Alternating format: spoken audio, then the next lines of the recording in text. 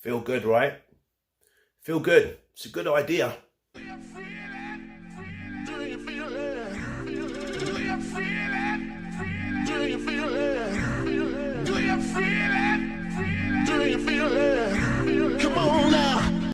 Greetings, how you doing? Troy Brown here, and today I want to talk to you about rest pauses, and why it's beneficial and why it's a good idea to implement it into your training, especially if you're looking to build muscle, if you're looking for hypertrophy.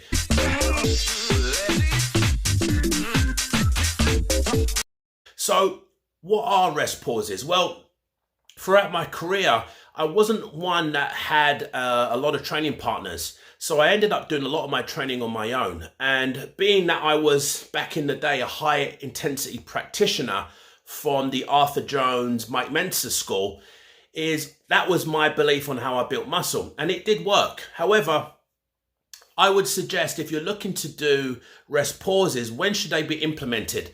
I think a lot of people in North America, where I am right now in Canada, have the mindset that more is better. And I disagree. I actually think that doing less is better. So I would prefer, if you're watching this video, that I would suggest to do your rest pause set on your very last working set. Now let's use an example here. So my ideal rep range when I was trying to build tissue, it was anywhere between 6 and 8 reps. And let's say, for example, you're trying to implement a rest pause set. I would suggest that you would use or select a load that would give you 8 repetitions. So you would fail on the 8th rep. So your goal would be to get 8 reps. So the last one you can just get. So there's no way you'll be able to do a 9th rep.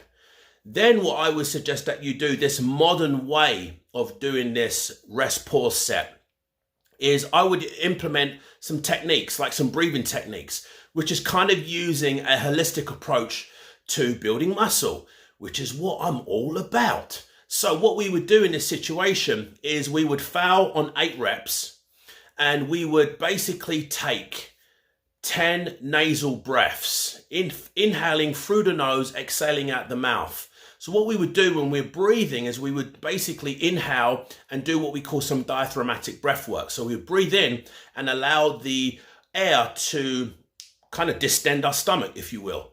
So you take a deep breath in and you breathe out. You would do this 10 times.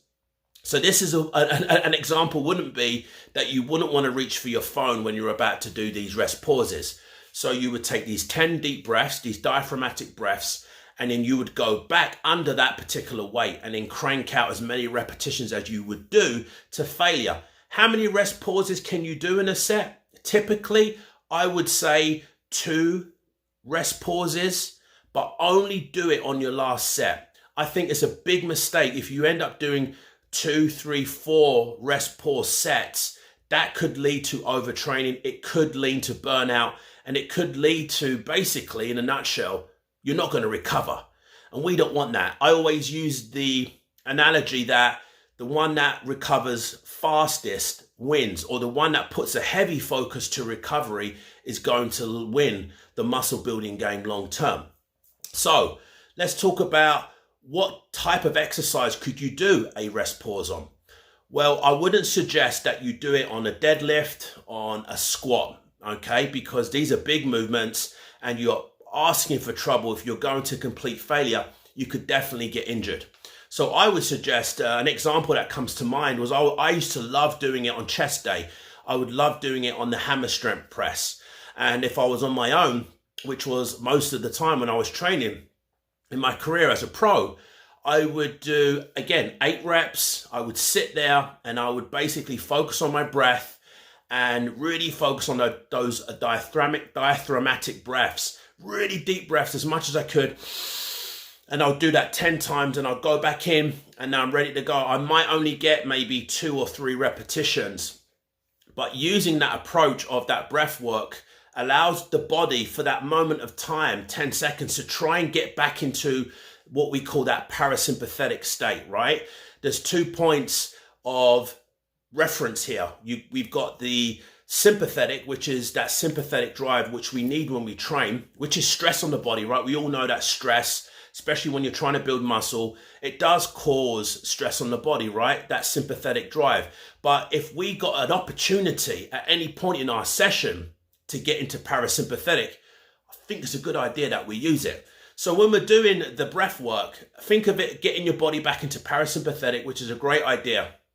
And you're really, because I find that as a society, we take shallow breaths anyway. What's interesting, I read a study recently, 1920, the resident breath of the average person, non-athlete, was about 7 breaths per minute. It's pretty good. Now, if we fast forward, the study that I read recently, this was in 2008, now we're in 2021, but in 2018, the resident breath of the average person, I believe, was around 18 breaths per minute. So that means we're living in a very stressful environment, fight or flight, right? So the objective is to bring that number down. Ideally, anything under 10 is ideal. So really pay attention to that. So doing a machine as an example, like a chest press, a hammer strength press, or any type of machine is a good idea to do rest pauses in, especially as we get older, right? It's not so much a good idea that we use free weights and heavy loads where we could potentially put ourselves at risk. So I like using them on the machine. Now, when is a good time to bring in these rest pauses? Would it be the first exercise that you choose, or would it be the second exercise or the third exercise? Well, yesterday I trained chest and I actually did it in my third exercise. My first movement was a cable press. Then my second exercise was a floor dumbbell press. And then my third exercise was a machine press. So the machine press allows me, it kind of gives me that idea that it's safe. So I would go for 8 reps. I would fail on 8, take a 10 breaths, not 10 seconds. That's kind of like the other method of using a rest pause, is to take 10 seconds. So what I do is I do the breaths instead. I do 10 breaths, which might be a little bit longer, but that's okay. But the point is that we're trying to get back into parasympathetic, and we're trying to get into what this holistic approach to building tissue, which is something that I truly believe in. When I work with my clients, I really teach them about breath work. I really teach them about parasympathetic days and making sure that they're not always in that sympathetic drive, because a lot of my clients are professional businessmen. They are under a lot of stress, and the more I can get them into parasympathetic during the day, the better. And it's going to allow them to build muscle, because we all know what cortisol can do to the body.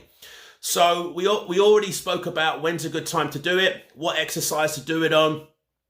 As I mentioned, don't do it on squats. Don't do it anything where you're going to be lifting heavy loads. You want to go and do these exercises on machines that allow you to get out of them. So, for example, another good one is, I'm a big fan of the side lateral machine. That's a great exercise to do for medial delt, but also it's a great way for you to implement some of the rest pauses in. So let's recap here. So basically what we're trying to think about here is when to implement these rest pauses. So I would suggest that you only do it on the last working set, last set, best set. And on top of that, we should only be doing 2 rest pauses. We should be only doing 2 rest pause sets, not 3 rest pause sets, not 4 rest pause sets. One time on your last set, best set, and also your rest pause should only be done twice. So let's use an example. If I'm doing a bicep curl, and I go for 8 reps, I fail on 8, I would close my eyes. I would maybe sit down if I have that option, do some diaphragmatic breath work, 10 deep breaths, inhaling through my nose, exhaling out my mouth, allowing my stomach to distend. And then as soon as I've done my 10th one, I immediately go back into the barbell, and I would crank out maybe 2, maybe 3 or 4 more repetitions. Do it again, do those 10 diaphragmatic breaths, and then go back in for one more time. And kind of like cluster sets, it allows you to get more repetitions here. So when I did my chest yesterday, I can remember yesterday when I was doing it on the machine, I got to 8, did my 10 breaths, and I got another 5, and I did my next 10 breaths, and I got another 4 reps. So that's basically 17 reps that I did on my last set with a weight that was challenging. Now, I did want to talk about how much weight you should be lifting. I would suggest, if you're looking for hypertrophy, you're looking to build tissue, then I would suggest that you probably want to be in that sweet spot of 80 to 90% of your maximum 1 rep max, if that makes sense. So really don't do 100%. You know, you want to be a little bit shy of that. If you're powerlifting, it's a little bit different. But when you're looking to build tissue, we're looking to get, obviously, to challenge the muscle and to train to failure with good form and execution. So I would encourage you, if you are new to my material, give this a go, try it out, get into that habit of practicing your breath, get into that parasympathetic state for a short period of time. And then once the workout's done, and if you've got time left over, then you can spend more time maybe doing some crocodile breathing and spend more time getting into that parasympathetic state, which is so important for building muscle. We call that rest and digest, which is essential for muscle building. So that's it for me. If you've enjoyed this video, please subscribe, please hit the like button, please leave a comment below, and all comments are welcome, positive and negative. I appreciate you for watching this video. Until next time, take care. Cheerio, governor.